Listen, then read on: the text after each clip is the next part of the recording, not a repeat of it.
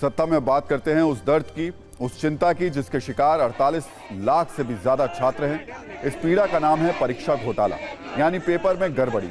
परीक्षा से पहले पेपर का वायरल होना, फॉरवर्ड होना और लाखों छात्रों का भविष्य बर्बाद होना। आज से 6 दिन पहले 17 और 18 फरवरी को यूपी पुलिस की सिपाही भर्ती परीक्षा हुई। मिशन रोजगार के तहत उत्तर प्रदेश सरकार ने 60,244 पुलिस कांस्टेबलों की भर्ती निकाली। अनुमान है कि इसमें 48 लाख उम्मीदवार बैठे थे, लेकिन इन उम्मीदवारों और इनके परिवारों की उम्मीद पर पानी तब फिर गया जब इस परीक्षा के पेपर वायरल होने के आरोप लगे और एक दूसरे को फॉरवर्ड किए जाने की भी बात कही गई। अगर हम मान लें कि एक परिवार से एक छात्र ने परीक्षा दी, तो ये 48 लाख परिवारों का गहरी चिंता में डालने वाला प्रश्न है, सवाल है, खबर भी है। छात्र और उनके परिवार वाले ये सोचकर चिंतित हैं कि क्या ये परीक्षा रद्द हो सकती है, क्योंकि परीक्षा देने वाले लाखों नौजवानों ने पेपर में गड़बड़ी की शिकायत की है। यूपी के अलग अलग शहरों में लोग प्रदर्शन कर रहे हैं। पुलिस भर्ती बोर्ड ने इसकी जांच के लिए एक कमेटी गठित कर दी है। सरकार की तरफ से एक नोटिस जारी करके ईमेल एड्रेस दिया गया है, जिस पर परीक्षा में हिस्सा लेने वाले उम्मीदवारों से साक्ष्य मांगे गए हैं, ताकि उनकी सत्यता की जांच करके गड़बड़ी पर उचित कार्रवाई की जा सके। सवाल है कि अब आगे क्या होगा। आप चिंतित उम्मीदवारों और उनके परिवार वालों की आवाज सुनिए, इनके दर्द को देखिए और समझिए। ये किसी भी परिवार के साथ हो सकता है, क्योंकि परीक्षा तो हर परिवार के युवा कभी ना कभी देते ही हैं।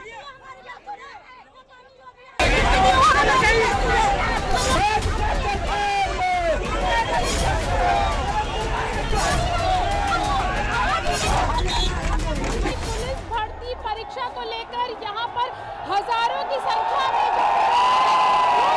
अभ्यर्थी हजारों की संख्या में प्रदर्शन कर रहे हैं। इको गार्डन में आप लोग इस समय मौजूद हैं और इन अभ्यर्थियों की ये मांग है कि जो परीक्षा हुई है उसको दोबारा से करवाया जाए।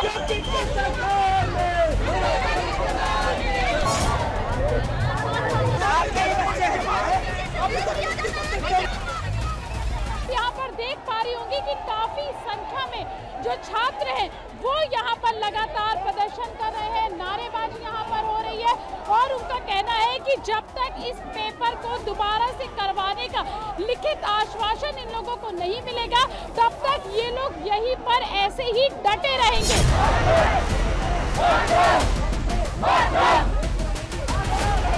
एकमात्र मांग है कि हमें एग्जाम चाहिए। बहुत भारी मात्रा में ये पेपर आउट हुआ है कि जो परीक्षा लीक हुआ उसको दोबारा होना चाहिए। री एग्जाम तो होना चाहिए, लेकिन पारदर्शी तरीके से होना चाहिए। अगर इतनी मेहनत करने के बावजूद अगर हमारे साथ अन्याय होगा तो हम लोग कहां जाएंगे। कुछ बच्चों की यहाँ पे तबीयत भी खराब हो रही है, क्योंकि काफी देर से ये लोग यहाँ प्रदर्शन कर रहे हैं।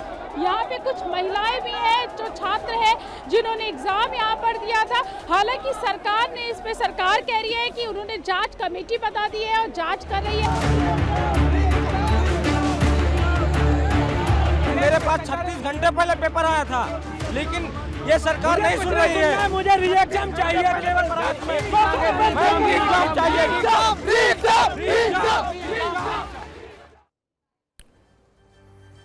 इस पूरे मामले पर विपक्ष एक्टिव हो गया है और युवाओं का दिल जीतने के लिए सत्ता पक्ष पर हमले कर रहा है।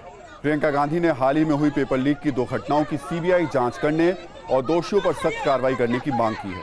साथ ही कहा है कि युवाओं का भरोसा बहाल करने के लिए सभी परीक्षाओं के फॉर्म निःशुल्क किए जाएं। परीक्षा देने के लिए युवाओं को फ्री बस और ट्रेन मुहैया कराई जाए।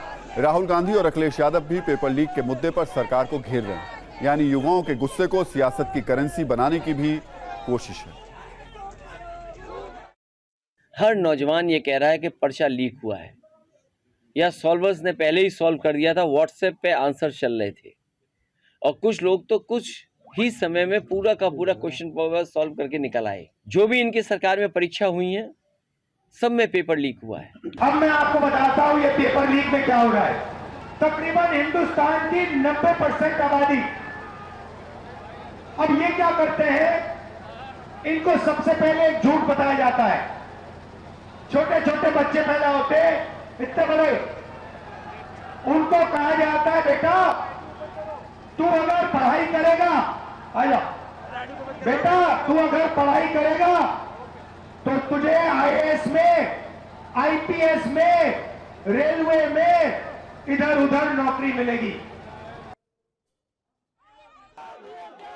तो परीक्षा घोटाला, परीक्षा की प्रक्रिया में गड़बड़ी, भ्रष्टाचार, ये वो दीमक है जो पूरी युवा पीढ़ी को खोखला बना देता है। प्रश्न पत्र जब पहले ही वायरल हो जाता है, फॉरवर्ड हो जाता है, तो उसके जरिए गलत लोगों का चयन होता है। कुछ ऐसे लोग अफसर बनते हैं, डॉक्टर, इंजीनियर बनते हैं जो योग्य नहीं है। इसे आप योग्यता घोटाला भी कह सकते हैं। अयोग्य व्यक्ति पैसे खर्च करके पेपर पहले ही हासिल कर लेता है और बिना पढ़े उस जगह पर पहुंच जाता है जिसके योग्य वो है ही नहीं। अगर कोई अयोग्य व्यक्ति इस परीक्षा घोटाले की मदद से डॉक्टर बन जाएगा तो कैसा ऑपरेशन करेगा? कोई अयोग्य व्यक्ति इसी जुगाड़ से इंजीनियर बन जाएगा तो वो किस तरीके के पुल बनाएगा, कैसी इमारतें बनाएगा? आप इसका अंदाजा लगा सकते हैं।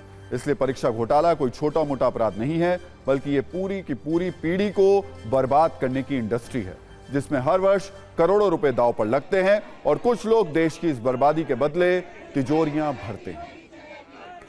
परीक्षा घोटाले से जुड़ा कारोबार कितना बड़ा है, अब यह भी समझ लीजिए। अलग अलग रिपोर्ट्स के मुताबिक पिछले 7 वर्षों में देश के अलग अलग राज्यों में 70 से ज्यादा प्रश्न पत्र परीक्षा से पहले वायरल हुए हैं, जिससे 1 करोड़ 50 लाख से ज्यादा छात्र प्रभावित हुए हैं। अगर राज्यों की बात करें तो राजस्थान पेपर लीक के मामले में काफी कुख्यात रहा है। यहां 2015 से 2023 के बीच परीक्षा से जुड़ी गड़बड़ी और भ्रष्टाचार के 14 से ज्यादा मामले देखे गए हैं, जिसके बाद परीक्षा को रद्द करना पड़ा।